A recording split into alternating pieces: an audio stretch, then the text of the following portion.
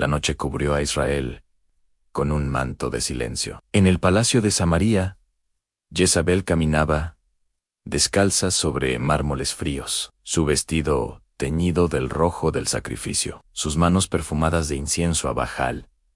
No lloró por los profetas muertos, ni tembló ante el fuego que había descendido del cielo. En su corazón no había espacio para el temor de Dios, son solo orgullo, solo venganza. Que los dioses me castiguen, si mañana a esta hora la vida de Elías no vale lo que la de uno de los míos. Gritó, con voz de reina y de serpiente. Sus palabras atravesaron el viento, y el profeta del Señor huyó al desierto. Elías, el hombre de fuego, sintió por un instante el peso del miedo. Bajo un enebro, se postró, exhausto, y oró al Señor: basta ya, quítame la vida, pues no soy mejor que mis padres. Pero el cielo no abandona a sus siervos. Un ángel tocó su hombro y le susurró: levántate y come, porque largo camino te resta. Mientras tanto, Jezabel creía haber vencido. Su reino prosperaba en apariencia, pero la sequía había vuelto los campos ceniza, y las almas del pueblo eran tierra seca. Cada ídolo nuevo que mandaba erigir era una piedra más sobre el sepulcro espiritual de Israel. Los sacerdotes de Bajol banqueteaban en su mesa. Las doncellas adornaban su corona con oro traído de Tiro, y ella se miraba en los espejos de bronce, diciendo: yo soy la reina. Nada puede derribarme. Empero, las nubes comenzaban a reunirse sobre su palacio. Elías caminaba hacia el monte de Dios, donde el Señor le hablaría en el susurro del viento. Y en lo alto del cielo, los ángeles esperaban la orden del juicio, porque cuando un reino se levanta contra Dios, no cae por mano de hombre, sino por el peso de su propio pecado. Jezabel aún no lo sabía, pero su trono ya tenía grietas invisibles, y en esas grietas se estaba gestando el final. Elías caminó 40 días y 40 noches por el desierto. El sol lo golpeaba, el viento lo hería, pero su espíritu no se quebraba. En su alma ardía la llama de aquel que no se rinde, aunque el mundo entero parezca hundirse en la oscuridad. Llegó al monte Joreb, el monte de Dios. Allí, entre las rocas que habían presenciado el paso de Moisés, se refugió en una cueva y esperó. El profeta había vencido a los falsos dioses, pero aún temía a la furia de una reina humana. Entonces el Señor habló, no en trueno ni en fuego, sino en un susurro que atravesó el alma como una caricia de eternidad. ¿Qué haces aquí, Elías? Elías respondió con voz temblorosa: he sentido un celo ardiente por ti. Señor, han abandonado tu alianza, derribado tus altares y matado a tus profetas. Solo yo he quedado, y buscan quitarme la vida. Y el Señor, con ternura divina, le dijo a Ansal: y ponte de pie en la montaña. Ante mí pasó un viento tan fuerte que rompía las peñas, pero el Señor no estaba en el viento. Pasó un terremoto, pero el Señor no estaba en el terremoto. Pasó un fuego, pero el Señor no estaba en el fuego.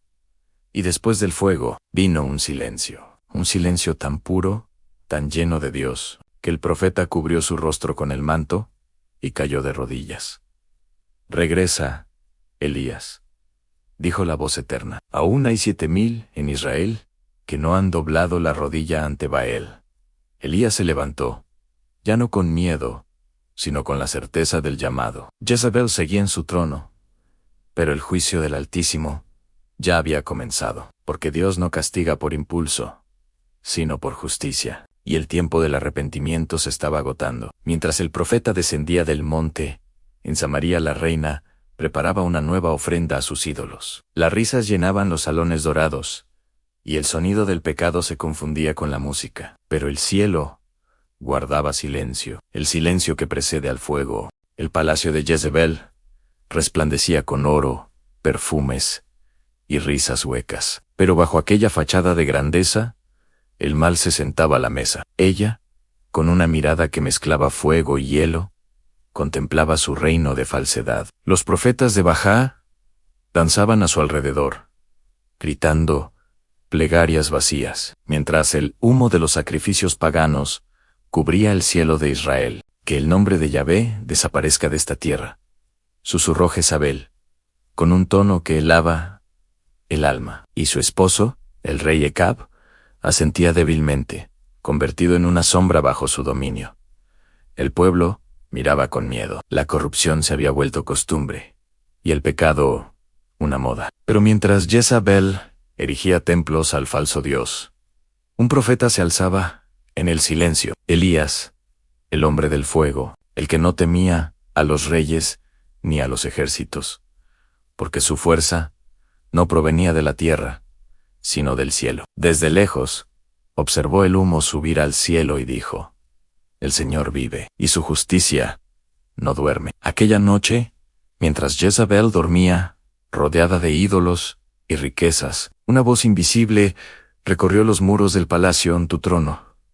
Está hecho de arena, y la marea ya ha empezado a subir. El destino de Jezabel había comenzado a escribirse, y el fuego de Dios pronto descendería sobre su reino de mentiras. Elías descendió del monte, con el rostro endurecido por la oración y el viento del desierto. El pueblo de Israel, dividido entre la verdad y el engaño, lo miraba con temor. En su voz no había duda, solo la autoridad del Dios vivo. Si Yahvé es Dios, síganlo, pero si Baal lo es, sírvanle a él. Jezebel, desde su palacio, sonrió con desprecio al oír el rumor de aquel desafío. ¿Un solo profeta contra cientos de los míos? Rió, alzando su copa de vino. Que su Dios le responda, si puede. En el monte Carmelo, los profetas de Baal comenzaron su danza frenética. Gritaban, se cortaban, clamaban a un cielo vacío. Pasaron las horas, y no cayó ni una chispa. Elías, tranquilo, los miró y dijo con ironía: quizás su Dios duerme o está de viaje. Y entonces, al caer la tarde, el profeta del Señor levantó su altar con 12 piedras, una por cada tribu de Israel. Vertió agua sobre el sacrificio hasta que corrió como río, y oró: Señor, Dios de Abraham, Isaac e Israel, que todos sepan hoy que tú eres Dios, y que yo soy tu siervo. El fuego descendió del cielo como un rugido, consumió el sacrificio, la madera, las piedras y hasta el agua del foso. El pueblo cayó rostro en tierra. Yahvé es Dios, Yahvé es Dios, clamaron todos. Pero en el palacio, Jezabel rompió su copa con furia.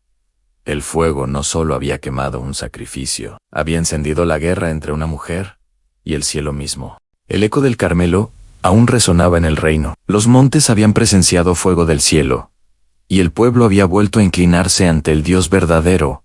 Empero en Samaria, las puertas del palacio se cerraron con estrépito. El perfume del incienso se mezclaba con el olor agrio del miedo. Jezebel caminaba entre columnas de mármol. Sus pasos sonaban como truenos en la sala vacía. Los siervos se apartaban, temerosos, sin levantar la vista. ¿Qué me dices, Ezequías?, preguntó con voz helada mi reina. Los profetas de Baal han sido ejecutados. Y Elías interrumpió. Huyó hacia el desierto.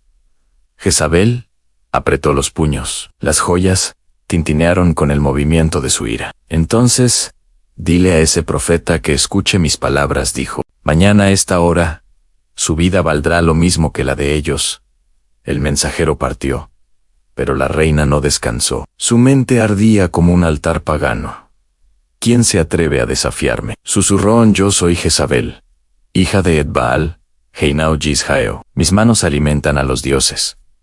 Mi voluntad mueve el reino. Sin embargo, el viento del desierto ya llevaba su sentencia. Elías, escondido bajo un enebro, oyó la voz que rompía el silencio.